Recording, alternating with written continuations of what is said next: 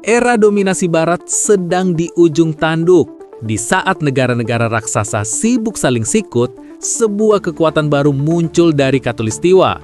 Indonesia bukan lagi sekedar penonton, tapi sudah resmi jadi panglima bagi negara-negara Global South.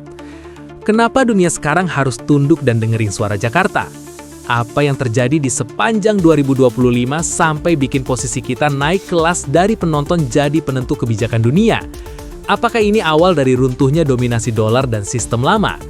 Balik lagi sama gue, S.I. Naomi di channel Kupas Tuntas. Kita nggak bakal bahas drama receh. Kita bakal bedah rekam jejak diplomasi maut Indonesia yang bikin kawan segan dan lawan berpikir dua kali. Siapkan catatan kalian karena ini adalah bukti kalau kita bukan bangsa tempe. Let's dive in. Apa itu Global South? Oke, pasukan anti miskin, kita bedah datanya dulu. Berdasarkan laporan Metro TV, Indonesia sepanjang 2025 sukses menegaskan posisinya sebagai suara Global South. Buat yang belum tahu, Global South itu bukan cuma soal letak geografis di selatan ya, tapi istilah buat negara-negara berkembang yang selama ini cuma jadi pasar buat negara maju. Indonesia bilang, cukup, kita punya sumber daya, kita punya market, masa kita cuma jadi penonton?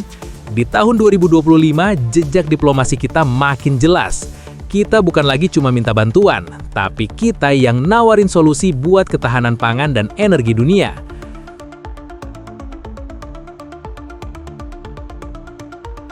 Jejak diplomasi 2025, manuver Prabowo. Presiden Prabowo Subianto benar-benar gaspol. Beliau muter dari Beijing ke Washington, lalu ke Moskow, tapi tetap bawa agenda kepentingan nasional. Ini yang namanya diplomasi good neighbor policy yang naik level. Hasilnya, banyak negara di Afrika dan Amerika Latin sekarang ngelihat Indonesia sebagai kakak tertua. Kita dianggap sukses menyeimbangkan kepentingan tanpa harus menjilat ke salah satu blok. Kalau di game, level diplomasi kita udah max level alias God mode. Ekonomi geopolitik, hilirisasi dan dedolarisasi. Nah, ini bagian yang paling bikin negara maju meriang. Indonesia konsisten soal hilirisasi. Kita nggak mau lagi jual tanah air mentah-mentah. Mau nikel, bikin pabrik di sini. Mau bauksit, investasi di sini. Selain itu, isu local currency settlement atau dedolarisasi makin kencang. Kita ngajak negara-negara Global South buat pakai mata uang sendiri. Ini langkah berani yang bikin dominasi dolar keguncang. Indonesia seolah bilang, uang gue, aturan gue. Tantangan 2026, menjaga keseimbangan gajah. Tapi ingat, makin tinggi pohon, makin kencang anginnya. Di tahun 2026 nanti, tantangannya adalah gimana jagain hubungan sama gajah-gajah dunia.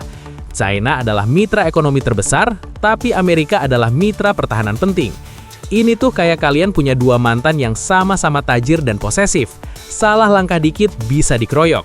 Tapi untungnya, diplomasi kita itu smooth banget. Kita tetap bebas aktif, bebas temenan sama siapa aja, aktif bikin mereka semua butuh sama kita.